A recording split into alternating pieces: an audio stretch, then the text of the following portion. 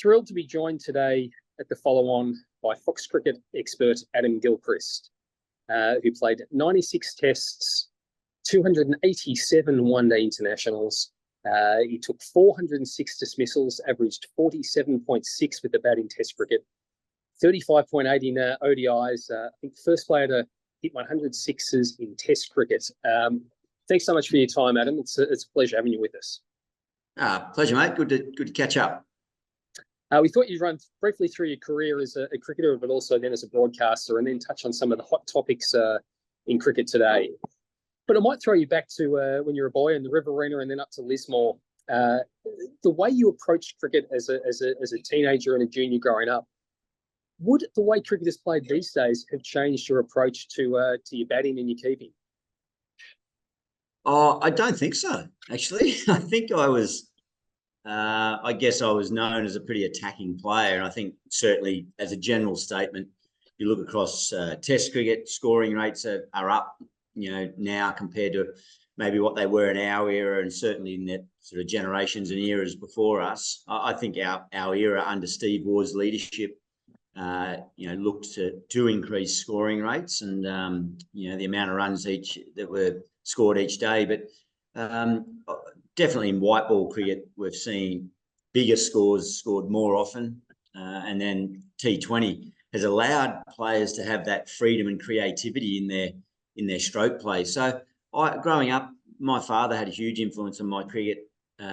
He gave me the foundation to work from. We used to do batting drills and, try to get the technique okay and lay that foundation. But he always got me to finish my net sessions or training sessions by saying, look, I'm going to throw this last 20. I just want you to hit the ball. Just whack it. Just whatever you want to do.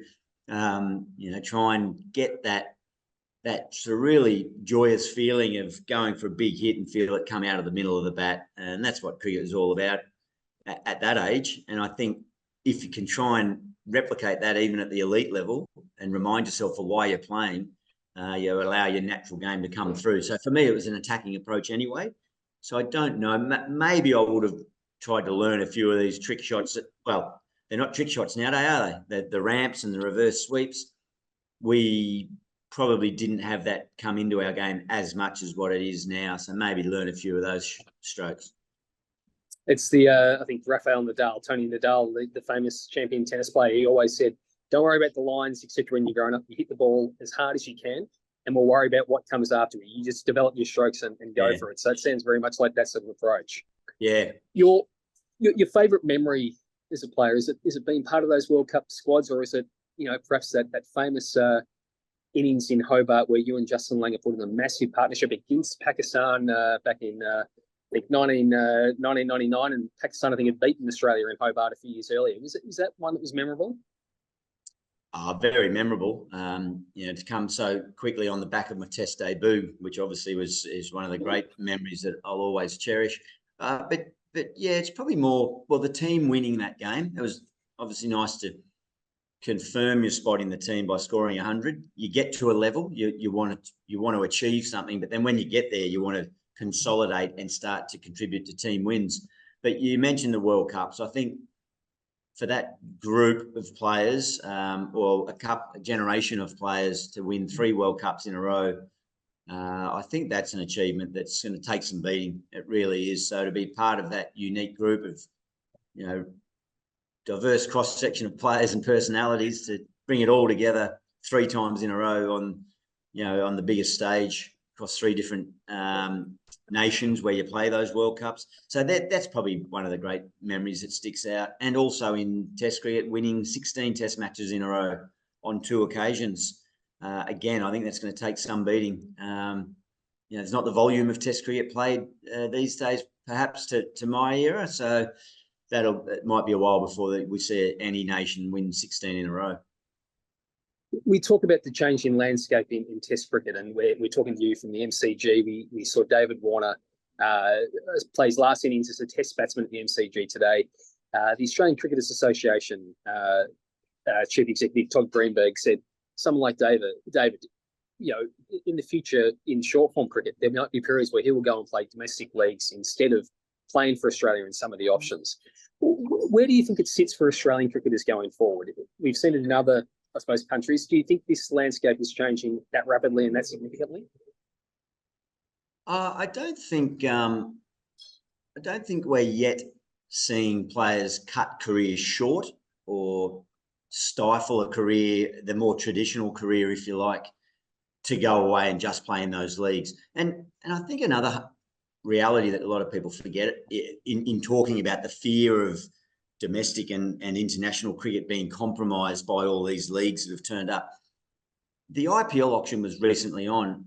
Well, across the IPL, there's only 60 odd positions for overseas players, and all cricket nations put their hands up, all the players put their hand up to try and get a spot. You've got to be pretty talented and pretty skillful and have already achieved a lot to get picked up into those top positions and earn the big money.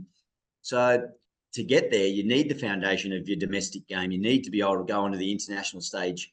Typically, there might be a couple of exceptions to the rule, but generally you need the platform of international cricket to launch into those leagues in a successful manner and be noticed by these leagues. So I think it's still, in the history of the cricket, it's still in its infancy, the whole T20 tournaments relative to the 150, 160 years of Test cricket. So it'll slowly settle down. I think everyone still puts a lot of value on Test cricket, and we've seen that in the summer this year in Australia, and certainly the Boxing Day Test. The crowd patronage has been wonderful, and I think there's a passive love for the game that'll always keep it a high priority across the cricketing world. We talk about the different formats, the Test, the one days, the cricket, the ODIs, and you have specialist batsmen, you have specialist bowlers. Alex Carey, the Australian incumbent Test wicketkeeper who was dropped during the World Cup, has spoken about a real desire to try and win back his place in the short form cricket teams. Where does that sit for you in terms of wicket keepers? Are there specialist wicket keepers for Test and for one days? And what do you think about that with Alex, just in where he's at in his career? Yeah, I actually like the fact that he has spoken openly about a desire to get back into that white ball team. I see no reason for him to shut down that goal. I don't think it changes anything in his life by way of the way he goes about his cricket, the way he trains. I wouldn't think that he sits at home and worries about it, so it's not draining him of mental energy and perhaps affecting his Test cricket. I think it's terrific. He's hungry to play for Australia as much as he possibly can. And if it never happens again, it won't be through lack of trying. And I think being incentivised to keep improving and keep developing will only enhance his Test cricket as well, even if it is using white ball cricket as a motivation. But yeah, I don't see it personally a reason why he needs to shut down that option. The decision by the selectors in the World Cup to go with Josh Inglis was justified. He contributed nicely to that World Cup win.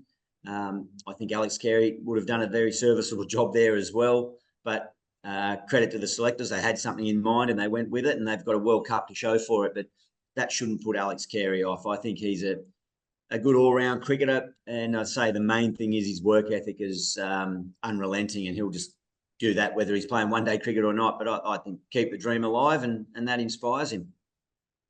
And speaking of I suppose, wicket keepers, excellent batsmen becoming wicket keepers, we've got a strong audience in India for Fox Cricket. KL Rahul makes a good century overnight in testing conditions in South Africa. South Africa were on top, but he's made a good century.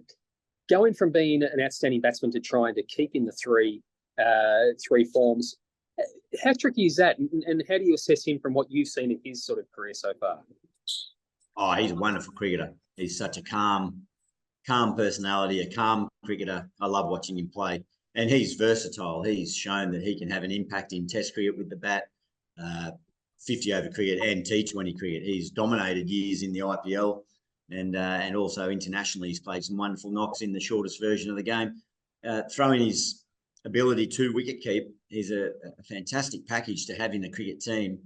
I don't think his wicket keeping is in any way, shape as polished as a lot of the mainstream wicket keepers, But if India feel that that's a team balance that they want to have, I think he's done really well to justify his selection by scoring 100 in this particular Test match. But where the focus will be is on his wicket keeping, whether he catches the catches, gets the stumpings, not missing opportunities that allow the opposition to gain sort of a net gain that's as much as the batting that he brings. So that's his challenge.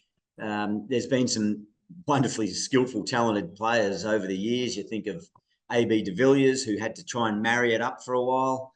Kumar Sangakkara, who kept for the predominant amount of his white ball career, but not quite so much in Test cricket, but still certainly a very, very good wicketkeeper and the scorer of many, many Test centuries, both those batters. So it's been done before. It's the modern way to try and squeeze as much out of every player, every bit of talent there with even if it means introducing them to a new facet of the game to try and help team balance and get more out of them. So it's hard. He'll have to remain dedicated to it. And if he's prepared to do the work, there's no reason why he can't sustain it over a long period of time. And one last one, because I know I'm getting you between commitments. The Australian Test team as it stands now, you talked about that fabulous team you were involved with. I think it's twice you got to 16 wins in succession. Yeah. Where do we sit with this team and the balance of what they've got at the moment? They're going to go down as one of the great eras. I really believe the core group of players, your bowling unit, clearly, and then throw in the regulars of Warner and Smith, and even now Usman with what he's achieved coming back in. He's sort of been in and out, as we know, over the years, but consolidated his spot a couple of years ago on the back of illness to Travis Head. So I think it's a great era. I think we're probably haven't quite given and acknowledged them as a great team yet, but I think that'll come. And statistically, they hold their own against most generations. I'm never big on trying to say whether one generation or one era was better or more competitive or more successful. That stats-wise, their numbers are excellent. Save for India, I guess it's about the spot, and maybe Sri Lanka. So they're not the first Australian cricket team or group to, over a period of time, to struggle in the subcontinent. Very few have gone there and achieved Test match cricket success, but I just think they're remarkable, and I often feel that perhaps we're not acknowledging it enough, that we're watching greatness before our very eyes, and before we know it, a number of them will be gone. Nonetheless, David Warner obviously in one more Test match, and so enjoy it while we've got the chance. Look, really appreciate you joining Fox Cricket's The Follow On. An absolute pleasure having you on, and good luck for the rest of the summer. Pleasure, mate. Thank you.